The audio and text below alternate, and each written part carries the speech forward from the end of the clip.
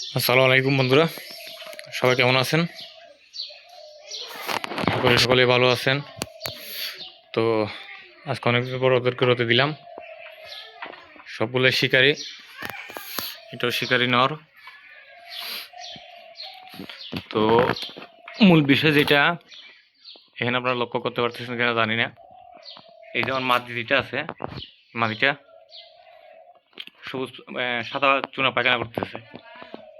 ভালো করে দেখেন আপনারা। তো বিভিন্ন কারণে চুনা পায়খানা করে থাকে, এমনও করে থাকে ওরা। তো এর পায়খানা কিন্তু আবার পরিষ্কার। তো এই চুনা পায়খানার জন্য আপনারা কোন মেডিসিনটা ইউজ করবেন সেটাই আপনাদেরকে আমি দেখাবো। তো কীভাবে ব্যবহার করতে হয় সেটা শিখাবো। আর এই যে আমার ধর বুবু নটটা, আর ওর জন্য অস্ট্রেলিয়ান মাদি একটা পাইছি, কোনোরকম ওরা রাখছি। তো মাসাল্লাহ তুরা নিয়ে নিচ্ছে এরা।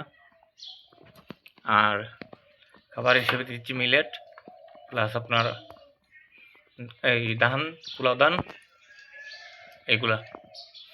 তো আমি আপনাদেরকে দেখাচ্ছি কোন মেডিসিনটা ব্যবহার করবেন।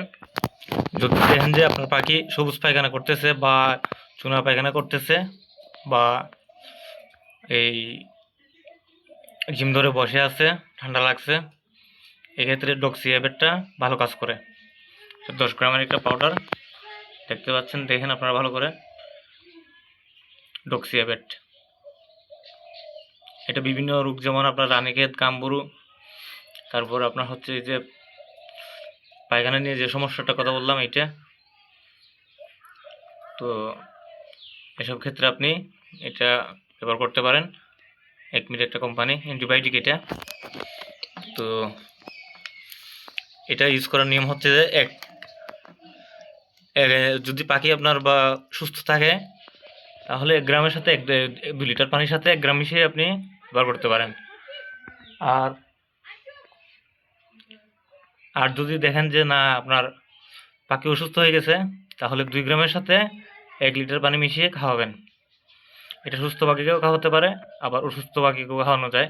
অসুস্থ হয়ে গেলে পাখি, ওই ক্ষেত্রে আপনি এই 2 গ্রাম করে দিবেন 3 থেকে 5 দিন। 3 থেকে 5 দিন দিলে ইনশাল্লাহ আপনার পাখি সুস্থ হয়ে যাবে। আর সাথে এর মধ্যে কিছু ইউজ করবেন না, অন্য কোনো মেডিসিন, শুধু এই ডক্সিঅ্যাবেট এটা ইউজ করবেন, তাহলে ইনশাল্লাহ আপনার পাখি সুস্থ হয়ে যেতে পারে। আর আমার অলরেডি দেখতেছেন ট্রেতে ওই দেখেন চুনা পায়খানা। তো কোনটা করছে আমি ওটা লক্ষ্য করছি অবশ্য। মাটিতে এটা সুইটা। তো আমি অলরেডি পানিতে দিছি, মেডিসিন দিছি ওইখানে, সবগুলোকেই মেডিসিন দিছি। এই মেডিসিনটা দেওয়ার কারণে একটাই হচ্ছে দেওয়ার কারণ আপনার যাতে পাখিগুলো কোনো অসুবিধা না হয়। তো সকলে ভালো থাকবেন। আর কোনো পরামর্শ যদি আপনারা জানতে চান তাহলে অবশ্যই আমাকে মেসেজ করে জানাবেন, কমেন্টে জানাবেন, ইনশাল্লাহ আপনাদেরকে বলে দেবো। আর এটার আপডেট দেখি আমি এখন রোদে দিছি আমি। আপনারা অবশ্যই ওষুধ খাওয়ানোর পর এগুলোকে রোদে দিবেন, ঠান্ডা লাগার কারণে, জিম লাগানোর কারণে, তাহলে ইনশাল্লাহ আপনার পাখি সুস্থ হতে পারে। তো সবাই ভালো থাকবেন, সুস্থ থাকবেন। আল্লাহ হাফেজ।